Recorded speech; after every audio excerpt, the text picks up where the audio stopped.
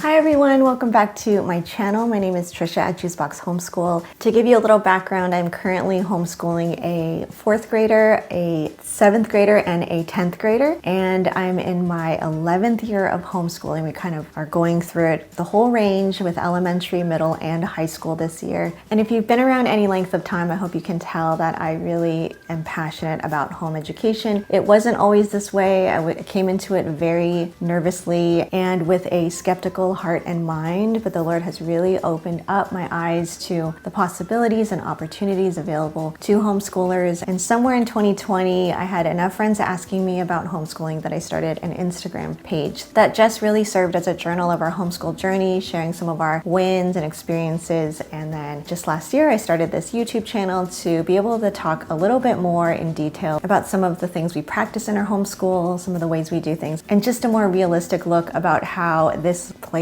out on a regular day. There is some road work going on actually right outside, and it's been happening for about 2 to 3 weeks. They're replacing a cable or something. So I didn't want to delay any longer on making this video. I'm not sure when they're going to be done, so bear with that. Today I just wanted to give you an update on how term 1 has been going. We did get a later start than normal this school year. I pushed back because we had to move. We had some other things going on schedule-wise, so it just worked out better to push back our start date so that we would have a strong start. I always try to really protect the area around when we start school because I know there's so much change and newness that it just helps to have a dedicated season of ample time to be able to go through all of the changes, all of the newness, in order to give my kids and myself time to acclimate to that. So we started after Labor Day in September, which hasn't happened in a very long time. We've usually started end of July or early August. So I had to warn myself not to get caught up in the mentality of like, you're behind, like a month behind. So just did a lot of mentally preparing myself for that because I have a tendency to think that way. The great thing though was last year was kind of our first year of one child starting high school and another child starting middle school. So that year had a little more nerves involved on my end, just making sure I'm, fulfilling all the requirements, checking all the boxes. But this year is just the next grade level. And really when you enter middle school or high school as a homeschooler, there isn't a whole lot of change. Yes, there's more requirements in high school. There is more record keeping involved in high school for accountability purposes, which is great. But this year was nice in that it was just moving up into 7th grade and 10th grade. And then I have my 4th grader who just kind of continuing on with where she left off. So there wasn't a whole lot of change in transition this year. And I think we're seasoned enough at this point to just find our way a lot quicker than years past. One of the things that I've shared a lot about already this year is our morning meeting. And I want to start with that just because that's usually what we do. I'll just kind of go in the order of like how our normal day goes. Morning meetings have been just chef's kiss. I'm so happy with all of the resources that we chose this year and kind of the loop schedule that we have. I did share a video about like how I schedule our morning meetings, how we loop through certain subjects to get through a lot of material, and also how we're condensing that time to less than an hour in order to accommodate for my middle schooler and my high schoolers' increased workload for core subjects. So yes, the resources that we chose have been going really, really well. And I'm so grateful for some of your suggestions and on Instagram and just being able to craft together our family time, which is becoming more and more precious now that my kids are older, has been such a treat. And I really feel like I just can't afford to waste time. I don't want to spend time on anything that we don't enjoy. So we are just picking and choosing things that are enriching our day, are working on our character, are increasing our knowledge of the Bible and bringing us together as a family. I will link down those videos that talk about our morning meeting, what we're doing in it and how we do it, just so you can get a sense of how it can maybe work for your family and also why it brings us so much joy. I was a little nervous about it going into it, just knowing that I had to limit the time. I was like, oh, it's like our family time. And now I have to really trim that down, but I love the balance that we found this year and I think it's been working out really well. Okay, so let me go through math since that's usually the next subject that we'll do. My 4th grader is continuing on with her toggling back and forth between 2 math curriculums. So we use Right Start Math as our spine. And Right Start Math is very teacher intensive. I do need to be there for the entire lesson. And that's where I'll spend a dedicated at least half an hour by her side and working on those lessons. Very hands-on lessons. It teaches math with a different approach, very similar to how they teach math in Asia. And I've loved having all of my kids learn how to do math this style. It really helps you understand the basic foundations of math, the concepts like why does this work out this way, and using a lot of hands-on manipulatives. So that's been going really well. And then the other curriculum we toggle back and forth with is Apologia Math. And Apologia Math has been a great supplement for her. Again, very hands-on, but very independent. She can work her Apologia lessons all on her own. And usually she's coming back to show me like the project she made or something in her math workbook she'll bring to me to show. She really loves Apologia Math. That's actually her favorite math. If she could pick out of the two, she will always go for Apologia Math. It's just very colorful and fun and easy to understand. So because I love both, I do toggle back and forth between the two. At some point, I think what my plan is once she hits middle school is we'll put down Right Start and Apologia. Both of those for me serve its purpose through like elementary school. And then we're going to go into what my son is doing. So my middle school son is taking an online math course with High School Math Live. And High School Math Live is the company that my high schooler uses for Algebra 2 honors. And I had been looking for something for my middle school son, and I saw on their website they offered courses for younger kids. So there's a pre-algebra, pre-algebra, and then it goes from there. The pre-pre, I was like, I don't know if he's ready. I didn't feel confident about putting him in pre-algebra yet. I really wanted to just build his confidence. And when I saw pre-algebra, just prepping them for pre-algebra, I looked into it more. They have a placement test on their site. So I had him take both the pre-algebra and the pre-algebra placement test. And he actually passed both of them. But I just had this feeling that building his confidence would be very helpful this year. And I think we made the right choice because he's been doing so well at pre-algebra that he's telling me, I think I'm ready. I think I'm ready for pre-algebra, which may be true, but I just thought he needed this boost of confidence heading into all the higher levels. He has years left of taking math courses and it's just going to get more challenging. So I just wanted to give him this little extra boost before entering that world. So that has been going really well. And then my high schooler, like I mentioned, is taking Algebra 2 honors and she loves her teacher. She was nervous to sign up for the honors course, but that has been going really well too. Next up is language arts, and my younger two kids, 4th and 7th grade, have been doing the same programs for a while. So they're doing learning language arts through literature, the purple book for my 4th grader and the green book for my 7th graders. So that language arts curriculum is very easy to go through. There is teacher involvement, but it goes through language arts concepts very lightly, and each day you're doing a very short lesson, but reviewing concepts, and it's using literature as the guide for every lesson. And I like the extra little projects they have of like teaching letter writing, and there are poetry units and book studies. So they're using literature, but also incorporating practical components of how you would use language arts in the real world. In addition to that, they are continuing with IEW. That is a company I have used for many years, about a decade now of IEW. And they specialize in writing, so we have been using their online writing courses this year. My 4th grader is using SSS2A, and then my 7th grader is using SSS2B, along with the Fix-It Grammar. So they do Fix-It Grammar, which is 10-minute lessons, so great. I highly recommend that. Repetitive, which is helpful. I've just seen so much growth in all 3 of my kids in using Fix-It Grammar and the IEW method. I have one who started as a very reluctant writer and has grown so much. I've used other things too to supplement, like in the summer we'll use Night Zookeeper. My daughter's really into this other program called Story School right now, where you're learning how to write your own books. I feel like all the resources that we've used has built this deeper interest in writing, which was not always there. I think reading has come easier for my kids, but writing has been something that they needed to grow into and learn to love. And so our language arts plan has been going really well. It hasn't always been met with a positive attitude, and I've had to push and encourage and say, we're doing this, because I know that there's going to be fruit. You're going to come out on the other side. My 10th grader is taking an online course with Blue Tent Online for English honors, and I'm really sad to say she is not enjoying that course. If you watched videos from last year, I had shared how much she really grew and loved her English course from AP Homeschoolers. And it was an English 9 honors course. It was so great, and I wasn't sure what to do. Because we homeschool with a charter school, there are certain courses that are approved by the charter school as recognized A to G courses. And if you have any questions about this part, just leave a comment below, and if there's enough questions, I can work off and make a video about that. But so AP Homeschoolers wasn't recognized as an A to G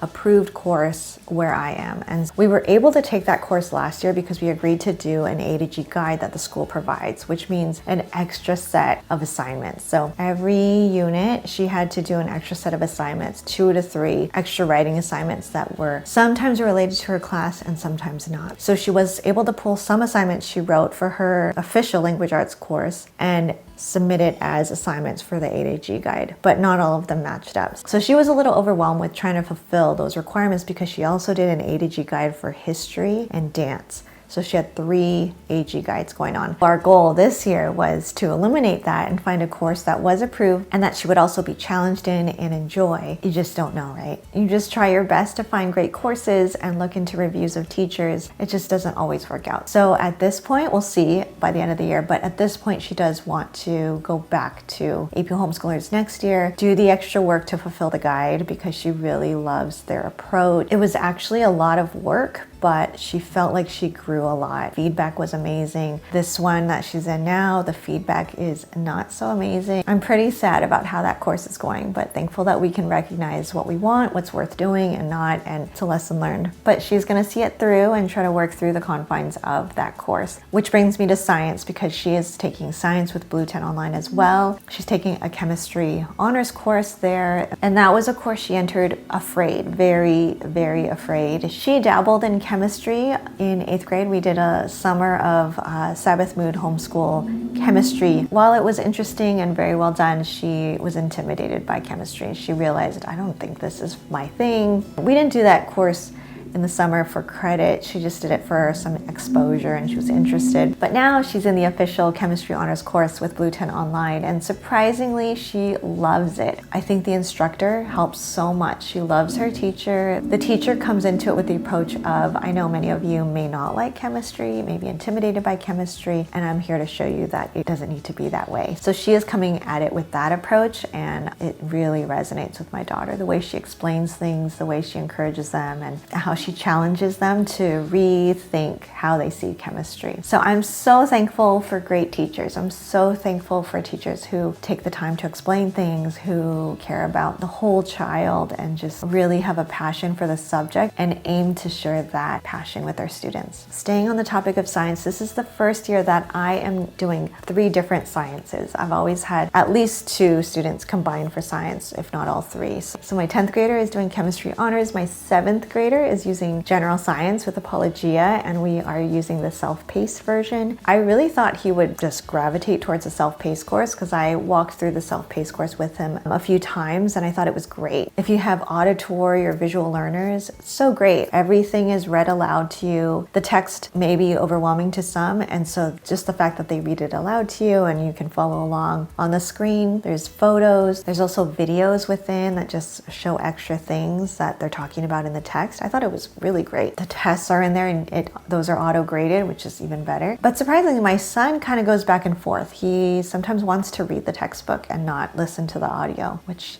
really surprised me. He's doing that some days he'll do the self-paced course, but he'll take the exams online through the portal, which I love. We also have the kits from Nature's Workshop, so he's doing all of the science labs and it has been really great. It's the first time he's doing a lot of them independently, so he'll invite us in. It's the same thing. Every time we have a science experiment around the house, like it feels like the whole family gathers around and watch the experiment. So that has been really enjoyable, and he's like leading it and telling us what he's doing. And then Apologia does a great job with their notebooks where they teach you how to write a formal lab report and kind of handhold your 7th grader through that. I love the 7th grade year because it's like the next step up, but it's so well done as far as hand-holding the student into the next phase of upper level science courses. So that has been going great. My 4th grader is using Exploring Creation with Earth Science. She's in the middle of making the giant globe. This is our first time taking that course. She's doing it fairly independently, reading on her own, using the notebook. She's doing really well with that course, and I'm impressed that she's able to do a lot of it on her own. Even experiments, she does need help, but she's doing a lot of it on her own. This year was science. As much as I was a little nervous about doing 3 different science programs, I'm pretty impressed with how smooth that is going and how labs are getting done and notebooks are getting filled out. Yeah, that's a subject that has been going really smoothly lately. And the last core subject is history. For my 10th grader, I'm going through a couple of things. For American history, I'm using Guest Hollow. We're doing American History 1. She really enjoys some of the books and the videos. She has told me a handful of times that she's not enjoying the spine book, which is A Patriot's History. And I've looked at it. It's a good book. It's a very thorough book and gives you a great picture of history, but I think she's just struggling to be interested. It's not captivating her interest. She's very used to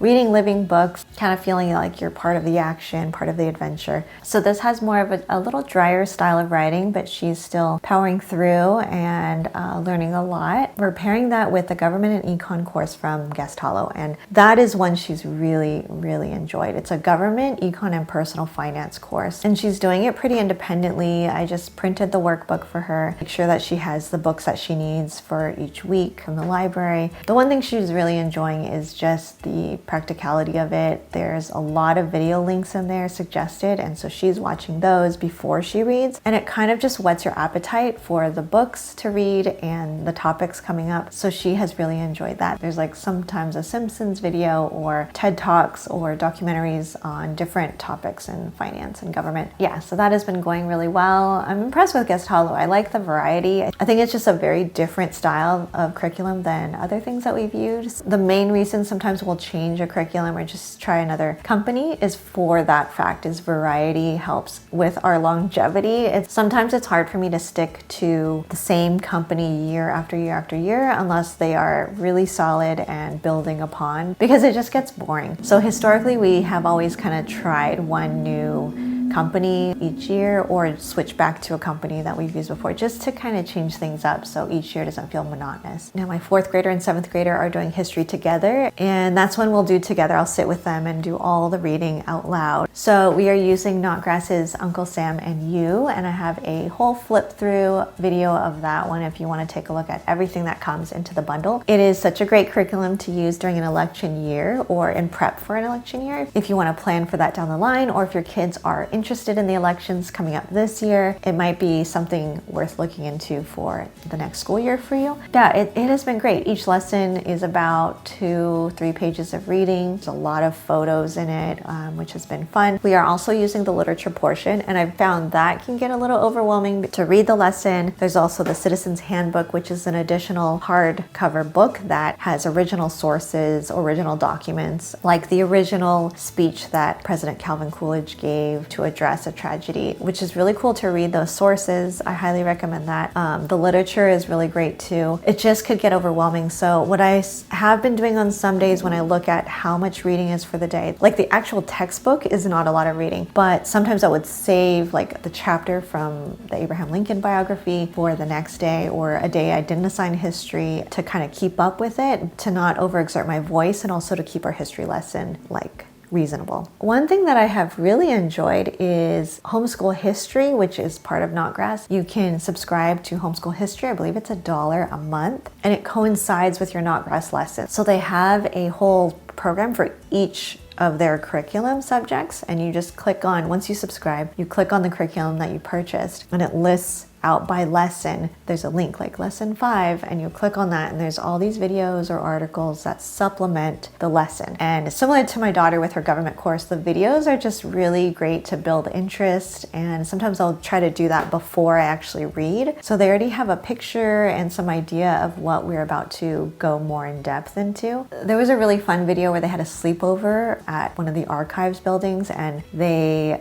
watched that first, and they showed them eating breakfast there and when their sleeping bags, and my kids thought it was so cool to do that. And I was talking about how one day I would love to go to Washington DC with them, and they talk about how they definitely want to go to that building. It's just so memorable. And then we open the textbook and read a lot more about it, and there's photos in there also. So I feel like the videos just awaken their interest from the start. So yeah, Uncle Sam and You has been really great. They also have a holiday section in the back, so I've been trying to get to that on Friday. So instead of doing the next lesson in the history book on Friday. I'll try to flip to the back where they have all these holidays, and then we'll read about one American holiday and sometimes watch some of the homeschool history videos that go along with that. So that covers our core subjects, I believe. Other than that, we are continuing on with ASL. So my 10th grader is dual enrolled with a local community college and taking ASL online. She's in ASL 3, so the 3rd level. I think that's where she's going to stop after 3 courses. It's been great. I'm really grateful for dual enrollment as an option. If you have that in your area, it just saves us so much money, and it's just a taste of what a college course is about and how you need to be a lot more proactive with your professors and work on time management. So it's been a good experience, I think, developing those skills and talking through some things. She may continue with dual enrollment in the spring. We're looking at the course catalog and just saying, what else are you interested in? It doesn't have to be anything so serious. It could be a fun subject. So she's going to explore that and see if she wants to take another course in the spring. My son is also learning ASL through Homeschool ASL. It's been a great program so far. I haven't had much involvement. I just sit across from him while he's doing the lesson, and I just see all these hand motions. He's been doing that 4 days a week on his own. It's just a self-paced course, so that has been going really well. All of my kids have become more interested in musical instruments. My younger 2 are taking piano lessons officially now,